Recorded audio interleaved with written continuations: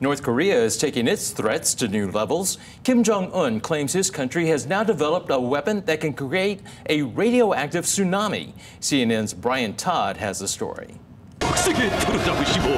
New information tonight on the North Korean strongman's brutality and his unrelenting ambition to threaten his enemies. With these photos showing tracks just under the surface, Kim Jong Un's regime claims to have tested an underwater drone capable of carrying a nuclear warhead.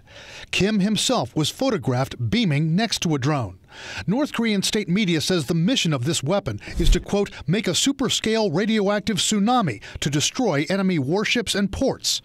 It claims this drone traveled underwater for nearly 60 hours, then detonated a warhead and blew up a mock enemy port. Some analysts are skeptical of the real capability of this weapon.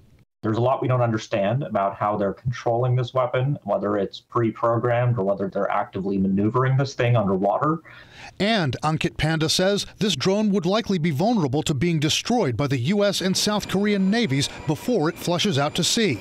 But he says it could still be a threat. There's nothing preventing North Korea from, in principle, putting a nuclear device on an underwater vehicle like this and detonating it. They could use it against massed formations of surface warships. In testing an underwater drone, Kim takes a page from Vladimir Putin's playbook. Russia claims to have developed a submarine-launched nuclear-powered underwater vehicle designed to strike enemy cities with nuclear weapons. But the Kremlin's offered no real proof of it. In recent days, Kim has apparently been successful in testing another menacing weapon. From mobile launchers, North Korea fired off long-range nuclear-capable cruise missiles. Eye-catching video shows the missiles hugging coastlines and mountains.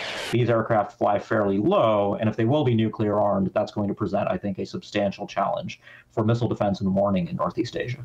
This comes as a new report from human rights watchdog group Korea Future details barbarous conditions inside Kim's network of prisons. What it says was a pattern of summary executions, torture, rape, and starvation. At least one prisoner, it said, was forced to eat cockroaches and rodents to survive.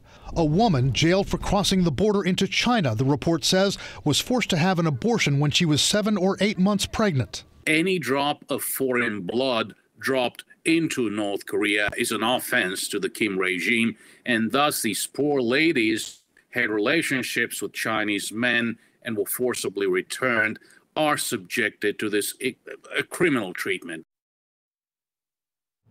And that was CNN's Brian Todd. North Korea's UN representative has not responded to allegations in the report.